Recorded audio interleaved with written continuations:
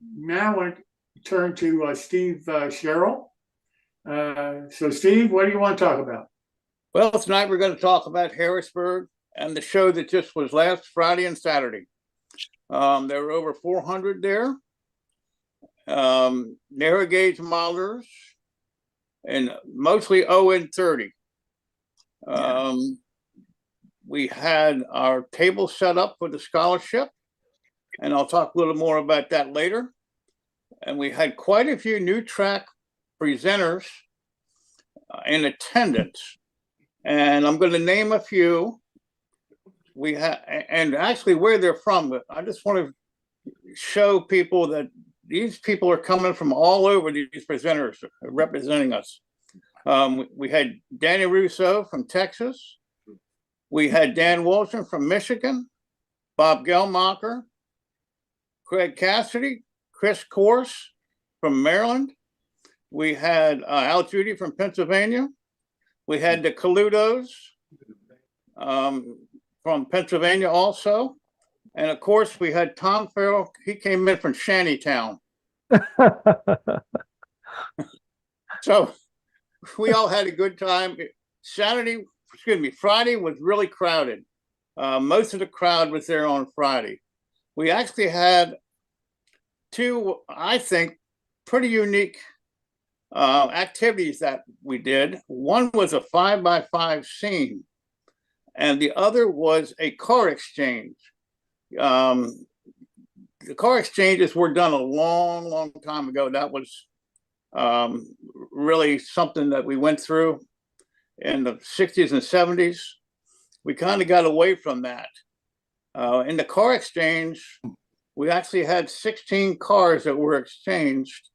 And you would draw a number, and then you would have a choice which corresponded to your number sequence.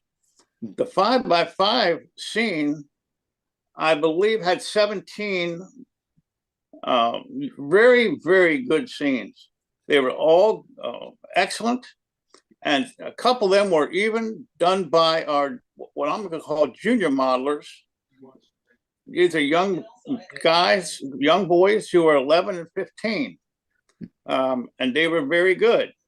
I think we have some pictures.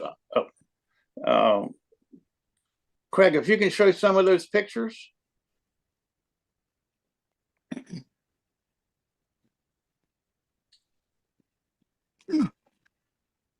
Now, this is a 5-inch by 5-inch space.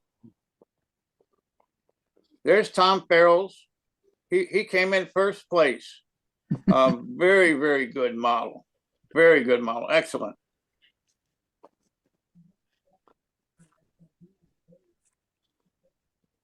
Every one of these is their own creation. It's just amazing what you can do in such a small space. I don't know if you have any pictures of the car exchange or not. No, I didn't get that. I've got some other pictures of the clinics and the show and the booth. Okay. At the show, there were breakout rooms, and some of the activities where there was 3D printing going on. Ian was there painting figures.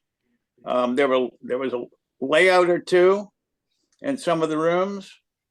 It was just, whatever you wanted, it was there.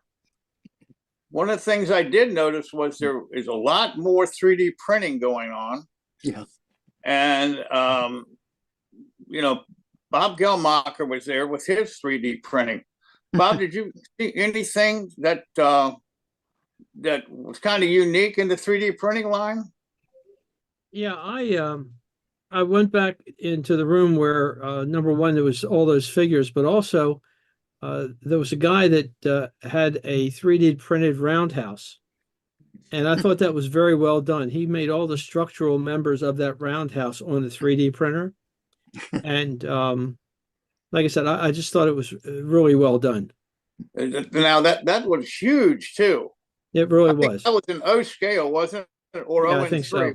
Yeah, I think it was like about a 10 bay roundhouse. Yeah.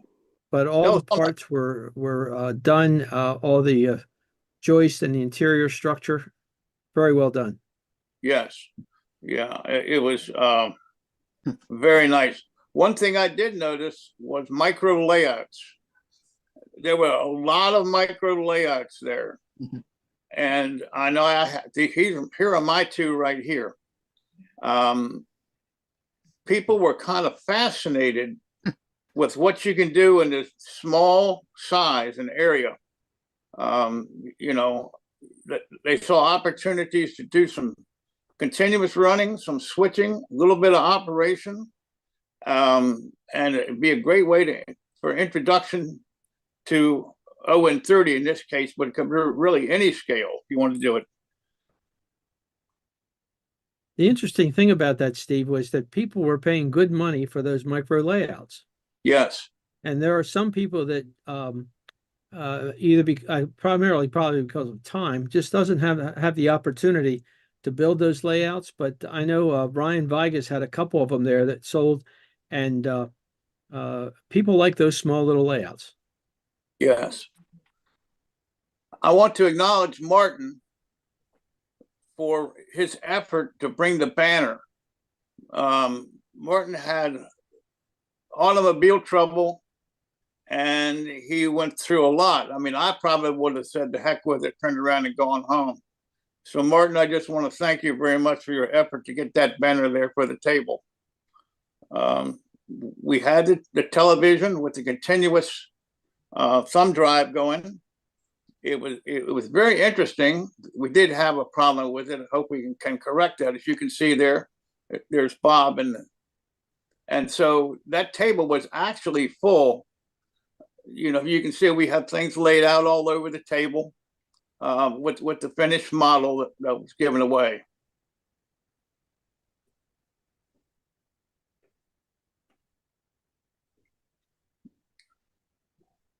So I think we've kind of covered that, but I would also like to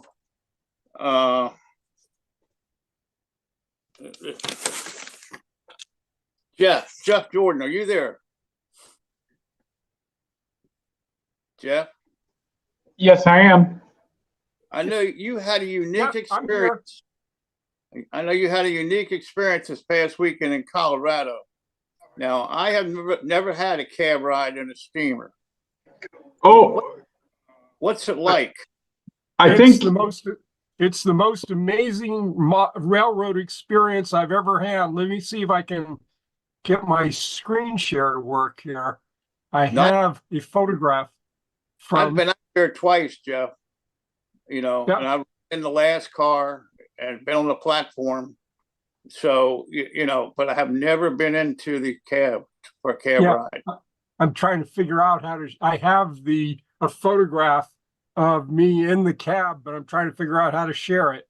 But it's an amazing experience. It was a 3.5 hour ride from Durango to Silverton. That day, they ran double-headed, and I was in the second locomotive, which was terrific because part of the time I was able to see the lead locomotive operating ahead of us. Plus, at the first water tank, the lead locomotive cuts off and leaves. So for an extended, there we are. That's me. And that's the engineer is Kelsey. There's a great story about the engineer. As a little girl, she used to go out with her dad and watch trains. And that apparently inspired her to go on and be a qualified steam locomotive engineer. And she ran the train from Durango to Silverton, and giving me commentary along the way. And it was just fascinating to watch the operation of the steam locomotive, especially the portion where this locomotive alone was pulling the entire train was quite a task for this locomotive. And to see her manipulate the Johnson bar, the throttle, the Sanders, and the brakes, her hands just flew from control to control. And as you can see, I'm quite a bit taller than she is. To press the Johnson bar forward, she would brace herself in the seat and put both legs on the Johnson bar and shove it forward to shorten the stroke and emit more steam when the locomotive was crawling up the mountain. There's also more photos. I didn't have them. I just got them back today from the High Line. And believe me, seeing the High Line from the coach is one thing. Seeing it from the gangway of the cab is another altogether. The fireman leaned over to me and said, you know, during this whole trip, it's important that you not fall out, but it's especially important that you not fall out on the High Line. Wow. Did you get to Where blow the the Adams whistle? River is 400 feet below. Did you get to blow the whistle? No, they run this railroad like a real railroad. Everything is by the book. And in the pages of waivers and releases that I signed before they would let me in the cab, it says you will not be permitted to operate the locomotive or the fireman's position in any manner whatsoever. Wow. But basically, on the front of the tender there's a metal toolbox, which is filled with sand to sand the flues as they're running up the mountain. And I get to sit there in the middle and watch everything. And when I want, I can stand on either side and watch, stand right behind the engineer, right behind the fireman, ask questions, though they said, at some points, this is really intense and we need to concentrate exclusively on what we're doing. So if you ask us a question while we're having a hard time, don't be offended if we don't answer. We're thinking about the train. Now, your family sent you out there for your birthday, am I correct? That's correct. It's my 70th birthday, and my wife asked me what I wanted to do for my 70th birthday. And I said, I want to go to Durango and I want to ride in the cab. Wow, what a present. Yeah, well, actually, we spent the entire week. Came to Durango and I made sure we had an extra day in case there were any hitches. So I got there Tuesday night. Wednesday, I went down and watched the operations. I went down to the Railroad Museum there in Durango, and I went in the a shop tour, and they do a group shop tour through the behind the scenes in the steam shops. And Silverton has a very impressive shop facility. And then on Thursday, I rode the train to Silverton and back. On Friday, we drove to Silverton, and I spent the day in Silverton looking at the Silverton Railroad Museum. Then drove the $1 Million Highway. And I've done that 4 times, and it's no less scary the 4th time than it is the first time. Drove the $1 Million Highway to Ouray, went up to Ridgeway, saw the Ridgeway Railroad Museum, then came down the San Juan Skyway through Telluride, Dolores, Rico, and ended up in Mancos. And then complete the circle back to Durango. It's a railroader, and especially a narrow gauge railroader's dream come true. Most amazing trip. I took over 400 photographs, and everybody who knows me is going to hear about this for a long time. Anybody? We'll look forward to seeing a lot more of them from you. I'd be glad to share more photos. I have terrific photos of them. They're models in numerous places. Beautiful.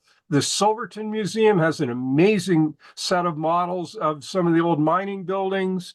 Up in Ridgeway, there is a model of the Ridgeway Yard.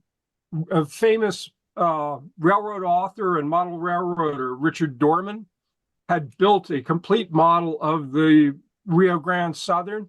And when he passed away, his wife had the model railroad cut into sections and the appropriate sections donated to the museums in the appropriate locales. So the Ridgeway section went to Ridgeway and other sections went to other towns. And the model building is just amazing. Down in Rico, they have a tiny little town and beautiful little museum with, again, more railroad models. And of course, in Durango, there's a huge model railroad in the museum there as well, which was built by Jim Vale, another well-known model railroader. Did you get to Georgetown, the Loop? At Georgetown? No, not on. I have been there before. I've ridden the Georgetown Loop, but this time was strictly as close as you could come to the original narrow gauge circle from Durango up to Ridgeway and then back down the San Juans, back to Durango. And, Well, I'm glad uh, glad you had a good time. oh, I had an amazing time. Thank you. Like I said, it's something I will long remember. It was definitely a bucket list item. It almost brings tears into your eyes when you think of it. You know, you as a little boy, you always wanted to ride up in the cab, and now you did. Yep. While it was happening, I could almost keep saying to myself, I can't believe I finally made it. I can't believe I'm doing this. With a grin to ear, and literally it was breathtaking. Yes. Wow, that's great. Is there anybody who has any comments they want to make? Now, I've got a question. Jeff, how long had she been an engineer? Did she ever tell you or anything? It sounds like she was pretty proficient. She was very proficient, and I had seen photographs a couple of years ago where she was still a trainee engineer. Mhm. And to become an engineer, you have to spend a couple of years before that as a fireman. Though I guess she came on board as a fireman after they began the coal to oil conversion. That's what's made this whole thing possible, is that all the operating locomotives now are oil fired. And so the engineer or the fireman used to have to shovel coal for 3.5 hours to get from Durango to Silverton. And that by eliminating shoveling coal, they've been able to have the female crew members and the cab ride along because there's room now in the cab. Indeed, though I didn't get that crew, there is an all-female crew. Both the engineer and firemen are women, and there's also a husband and wife crew as well. Wow, that's good. They're That's a terrific group of people. They make, I don't know how many cab rides they do a year, probably a bunch. They make you feel very special. There's a person assigned to make sure you get to the locomotive and takes a ton of pictures before the train leaves town. And then the engineer and fireman treat you, as a real guest of the railroad. wow. Anybody have any comments on Harrisburg? We missed you, Jeff, at Harrisburg, by the way.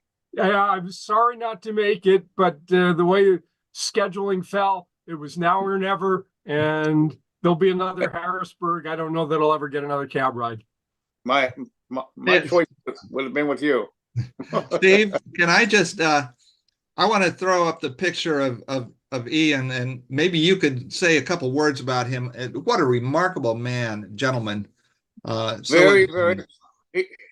He was overwhelmed with the reception from us, and I was very fortunate to have him come to my house and visit my railroad. And we went to Antietam to the battlefield. And he just took 1 million pictures. He's a gamer, a Civil War gamer in Australia. That's a big pastime they do besides model railroading. Mm-hmm. And he just went, he's just such a gracious person. I want to say not at all what I expected. Some people you put up on a pedestal, and I had him on a pedestal, so I thought he'd be a kind of a standoffish guy. No. No. And he's so friendly.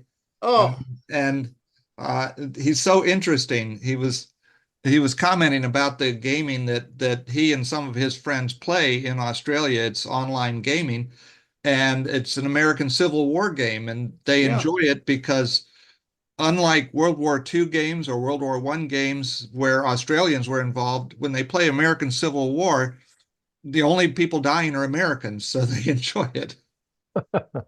I gave him a book. It was written in 1985. It's about who's who in the Civil War. And it's got a little bit of writing of everybody in the Civil War who was anybody, okay? And when I bought this book, it was part of a collection from in town here, a guy had. And it had my great uncle, who was one of the officers who surrendered at Harper's Ferry, and then he died at Pickett's Charge. So as I was checking the book out, there were people in line behind me, and every one of them said, "Oh, check and see if my family's in there," you know. And believe it or not, there were a couple in there. So that was just how small a world it is. And you know, he liked that, and so he'll take that back with him, of course. But he said he had so many things he was taking back. It was just hard not to give him some mementos. You know, he was just such a wonderful man. You know, and he did very well at the show too. He said, "I'm just surprised, overwhelmed," you know, and the opportunity that you had to sit, you know, it wasn't a clinic type setting. You got to sit right in front of him, one or two of you, you know, and he was never overrun with a crowd. And so it was a very personal effect of being able to experience, you know, the painting that he does with the figures. And he's just very knowledgeable about a lot of things in the world. Well, I remember one funny thing that happened while I was with him.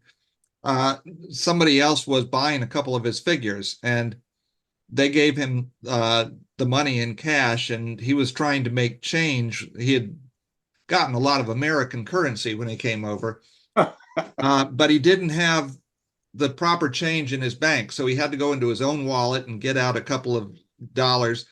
And he had some of his Australian money in there because he needed it when he got back home. He'd need to pay for the cab and stuff. And the customer said, "Is that a $5 Australian?" And he goes, "Yeah." And he says, "Can I give you a $5 American for that?" He says his son collects foreign currency, and Ian was more than happy to do that. You know, now he may not have had enough money to get home from the airport once he gets back, but he was happy to do it. Wow. Yeah, that was just a great time, you know. And I see Larry McDonald was at Harrisburg. Hey, what did you think? I know one of the things that went on at Harrisburg was Roger Malinowski, who designed and built models. He had a company. He passed away, what, a couple years ago, a year ago, Larry? Yeah, it's just over a year ago, I think. And his family was selling the models that he had built to show prototype models, yes. Yeah. And so, you know, there was I forget how many he had, but I happened to luckily bought 3, but they were very nominally priced, in my opinion. They were. But, you know, we sold 80-90% of them before the show started. Yeah. There was over 40 they brought down from, and by the time the show opened for the public, over 3/4 was gone off the table. Yeah. I was lucky to get, I got 2 because I knew Roger for many years, and I already had his kit, and I just built the platform and the base and the foundation that was sitting on my layout. So they just came home and sat straight down on the layout. Yeah, I bought one too. Yeah. You know, so there were a lot of things going on at the show, you know. Of course, I got to visit with Tom, and that was always good. Your new name is, you know, Mr. Shantytown, right? I'm good with that. That way, we're not going to look when you have 2 Toms, you know, as well known as you two are. We don't want to get mixed up. You're Mr. Shantytown, and of course, you won't get mixed up with Tom. So that's my name for you now is Mr. Shantytown. That's fine. I really enjoyed that show. Besides talking to you, Steve, and Greg, and Larry, and everybody else, it's just so casual compared to a normal show. It's like one gigantic family, and these contests were unique, and the makers tables were unique, and the car swap. I mean, it's just the whole thing was just a blast, you know. Does anybody else want to have anything to say about Harrisburg? or anything else for that matter. I agree with Tom. It was the people. I went down to the room where Tom was set up 4 times to see him. The last time I got there, he was there. Before he wasn't there. And then so I talked to Dan beside him and had a very nice talk with Dan. Yeah, I was doing a scratch build along a new one, and Dan Rousseau was doing a kit, and Yeah. I tell you, we had a lot of people just come in, sit down, and watch ask how we build things and how I scratch build, and it's just a blast, just a great place. And Yeah. Larry, I saw that you were spending a lot of time at Kevin McComer's table. Did you find some good stuff there? I did. Usually I asked him because years before he had the whole table covered in parts, Yeah. but he said last year wasn't a big sale. I couldn't get down last year's show. But this year he had them in boxes at the end of the table, so you had to dig through everything. Yeah. But I did find some very nice stuff. In fact, that's why I come to that show, because of the 3D printed pieces by Lee Davis, and he had some wonderful pieces. And then just talking with everybody, and I'll be featuring my 5x5 scratch build sometime in July. It should be interesting for everybody. It's a gigantic stick build. It took about 3 weeks. Yeah, it was a very, that's beautiful. Yeah. I actually dropped a bunch of sticks yesterday in Malaya, and I said, just like, Tom Farrell's. Yeah, after the show, I'll show some pictures. I have them ready for you. Oh God, we just had a good time, folks.